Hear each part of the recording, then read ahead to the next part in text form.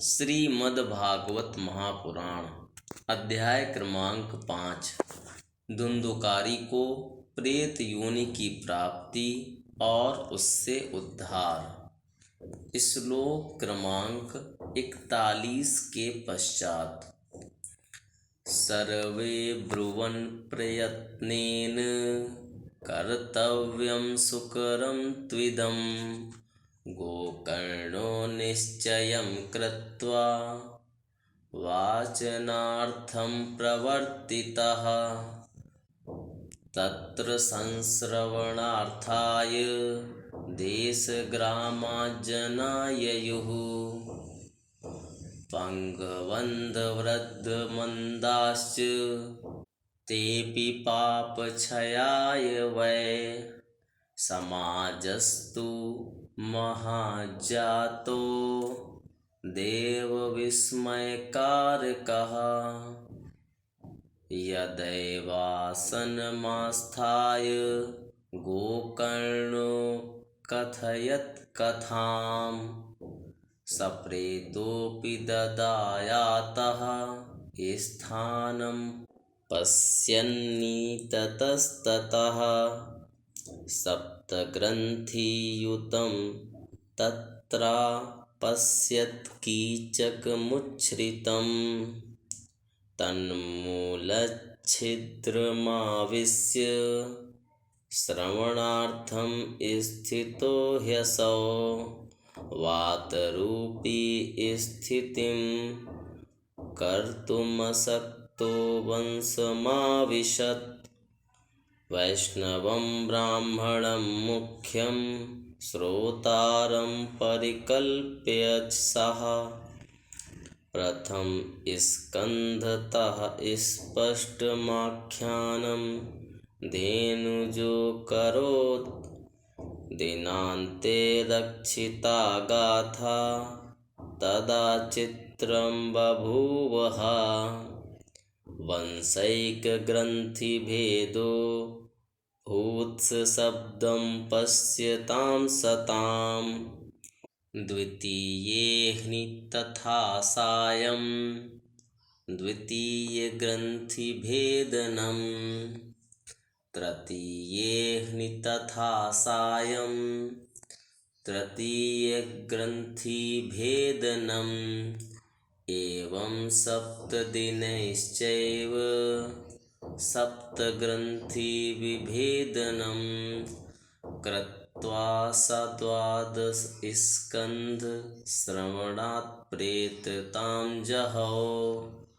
दिव्यरूपधरो जातस्तुलसीदाममण्डितः पीतवासा घनश्यामो मुकुटी कुण्डलान्वितः ननाम भ्रातरं सद्यो गोकर्णमिति चाब्रवीत्। त्वयाहं मोचितो बन्धो कृपया प्रेतकश्मलात्। तब सबने यही कहा कि प्रयत्नपूर्वक यही करो, है भी यह साधन बहुत सरल। अतः गोकर्ण जी भी तदनुसार निश्चय करके कथा सुनाने के लिए तैयार हो गए। देश और गांवों से अनेकों लोग कथा सुनने के लिए आए। बहुत से लंगड़े लूले, अंधे बूढ़े और मंदबुद्धि पुरुष भी अपने पापों की निवृत्ति के उद्देश्य से वहां आ पहुँचे। इस प्रकार वहां इतनी भीड़ हो गई कि उसे देखकर देवताओं को भी आश्चर्य होता था। जब गोकर्ण जी व्यास गद्दी पर बैठकर कथा कहने लगे, तब वह प्रेत भी वहां आ पहुंचा और इधर उधर बैठने के लिए स्थान ढूंढने लगा। इतने में ही उसकी दृष्टि एक सीधे रखे हुए 7 गांठ के बांस पर पड़ी। उसी के नीचे के छिद्र में घुसकर वह कथा सुनने के लिए बैठ गया। वायु रूप होने के कारण वह बाहर कहीं बैठ नहीं सकता था, इसलिए बांस में घुस गया। गोकर्ण जी ने एक वैष्णव ब्राह्मण को मुख्य श्रोता बनाया और प्रथम स्कंद से ही स्पष्ट स्वर में कथा सुनानी आरंभ कर दी। सायंकाल में जब कथा को विश्राम दिया गया, तब एक बड़ी विचित्र बात हुई। वहाँ सभासदों के देखते देखते उस बांस की एक गांठ तड़ तड़ शब्द करती फट गई। इसी प्रकार दूसरे दिन सायंकाल में दूसरी गांठ फटी और तीसरे दिन उसी समय तीसरी।